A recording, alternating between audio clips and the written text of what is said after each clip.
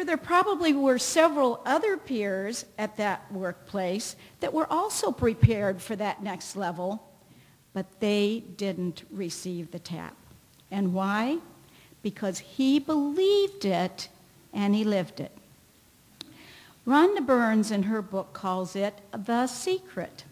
Joseph Murphy calls it The Law of Life, proposing that all you have to do is unite mentally and emotionally with the good that you wish to embody, and the creative powers of your subconscious will respond accordingly.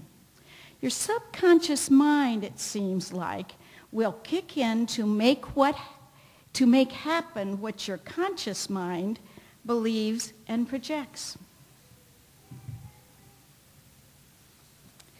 While every one of those authors has a different approach to, if you will, life's dream and success in life, there are some common themes or strands in all of them which are highly supported in scientific studies and qualitative research. First of all, studies continually support the fact that if you write down your wish, hope, goal, desire, you're more likely to achieve it than those that just think about it. Secondly, your chances of achieving it improve exponentially when you also write down the specific steps that you will take to achieve that goal. And the operative word there is will.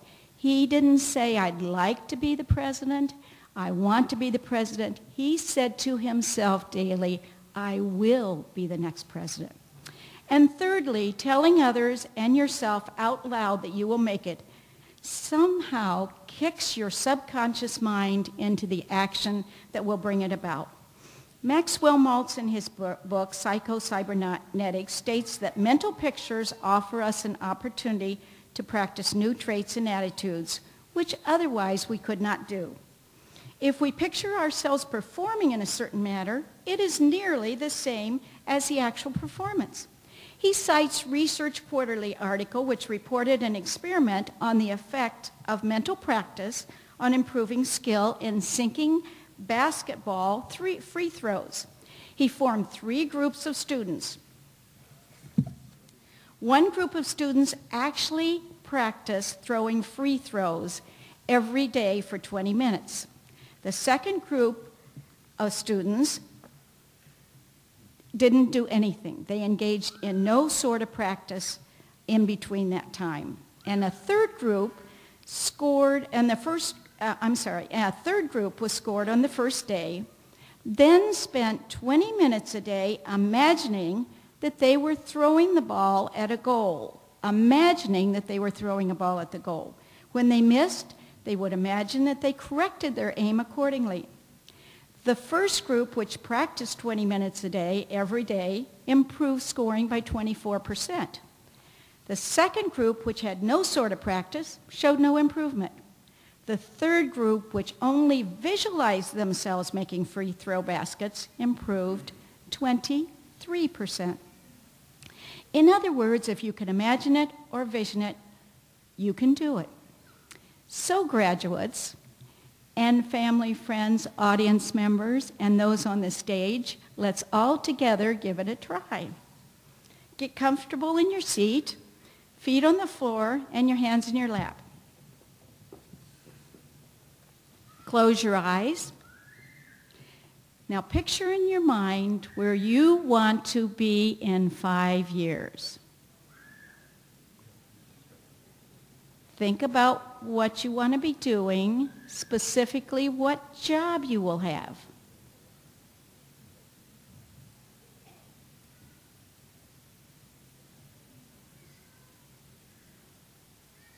Now move on to where you will be living.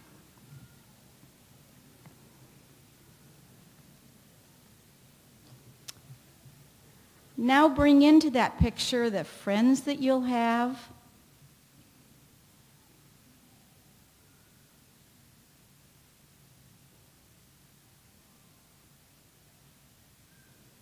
and maybe what hobbies or interests you might be taking up. Now before you go to sleep, open your eyes. Now for the next step. While you thought that homework assignments were a thing of the past, I do have one more for you as you move from college to success in life. You each have a note card on your seat. Do you? If you have a note card, great. Thank you. I have one. You each have a note card. Tomorrow, here's what I want you to do.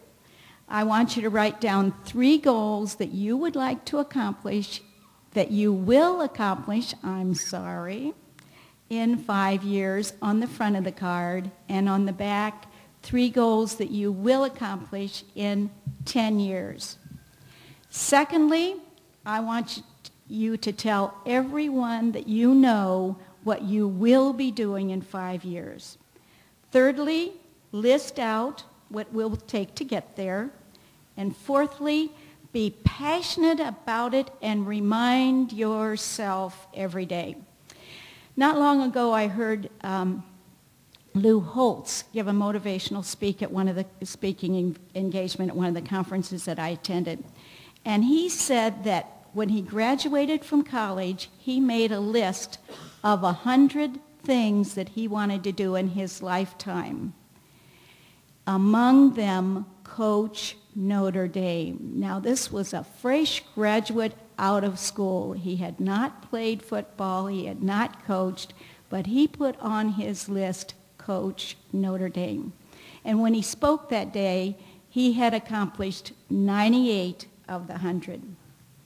Henry Ford once said, "If you think you can or you think you can't, you're probably right. If you think you can or you think you can't, you're probably right." So while tonight we celebrate your graduation, tomorrow is the first day of the rest of your life. If you can imagine or visualize it, you can do it. It's worked for me in my life and career, and I know it will work for you.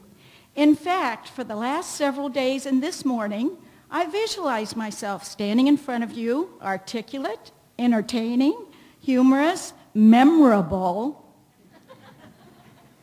and receiving a resounding round of applause. Best wishes for all of your dreams to come true. Go out and make it happen.